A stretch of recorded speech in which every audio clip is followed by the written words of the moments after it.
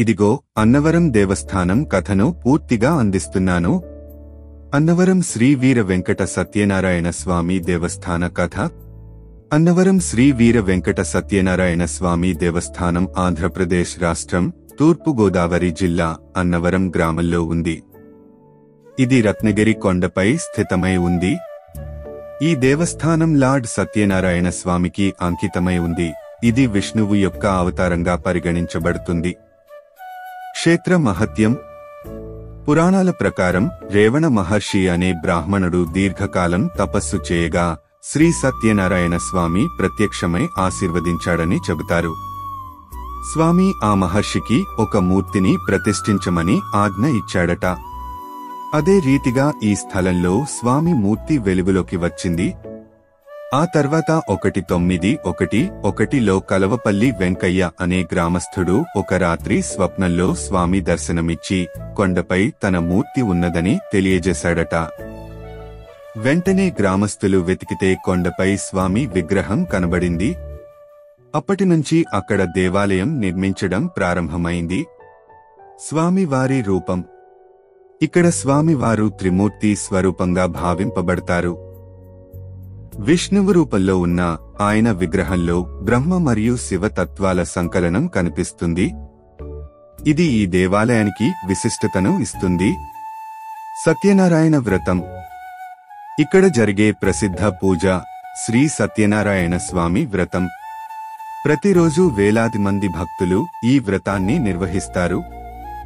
వివాహం, గృహప్రవేశం, జన్మదినాలు, కోరికల సాధన కోసం ఈ వ్రతం చేసేందుకు భక్తులు వస్తారు.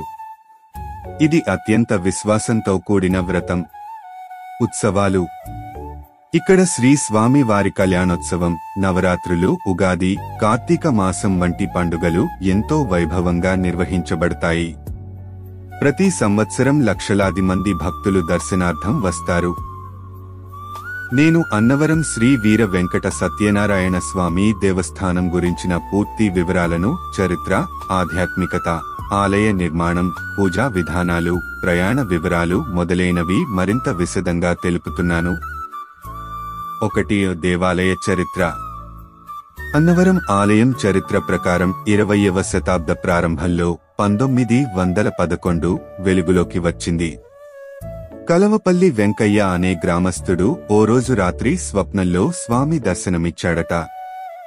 ఆ స్వప్నం ప్రకారం రత్నగిరి కొండపై తవ్వితే అక్కడ విష్ణు స్వరూపంగా ఉన్న మూర్తి లభించింది.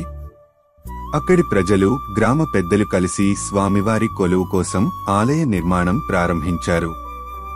అప్పటి నుండి ఈ క్షేత్రం ఎంతో వేగంగా ప్రసిద్ధి చెందినది. 2. ఆలయ నిర్మాణ శైలి. అన్నవరం దేవాలయం దక్షిణ భారత శిల్పకళా శైలిలో నిర్మించబడింది. ఆలయం రత్నగిరి కొండపై ఉన్నందున అక్కడికి చేరాలంటే మెట్లు లేదా ఘాట్ రోడ్డులోనూ వెళ్లవచ్చు. ఆలయంలో ప్రధాన గర్భగృహంలో శ్రీ వీర వెంకట సత్యనారాయణ స్వామి, ఆయనతో పాటు శ్రీ అనంతలక్ష్మి అమ్మవారు మరియు శ్రీ శివుడు, శ్రీ శేషాద్రి స్వామి విగ్రహాలు ఉన్నాయి. దేవాలయ సముదాయంలో వివిధ మండపాలు, యాగశాల, అన్నదానశాల మరియు ధార్మిక కార్యాలయాలు ఉన్నాయి. 3. సత్యనారాయణ వ్రత మహత్యం. ఇది విశిష్టమైన వ్రతం. భక్తులు తమ కోరికలు తీరేందుకు వ్రతం చేస్తారు. వ్రతం రోజున స్వామివారి కథ పారాయణం, పూజ, నైవేద్యం, హారతి చేస్తారు. ఈ వ్రతానికి కుటుంబ సభ్యులతో పాటు సమూహంగా పాల్గొనడం ఆనవాయితీ. ఆలయంలో ప్రతిరోజు వందలాది మంది వ్రతం నిర్వహిస్తారు. ప్రత్యేకంగా మంగళవారం, శుక్రవారం, పౌర్ణమి మరియు శ్రావణ మాసం రోజుల్లో భక్తుల సంఖ్య ఎక్కువగా ఉంటుంది. 4. ప్రముఖ ఉత్సవాలు. 1. కళ్యాణ మహోత్సవం.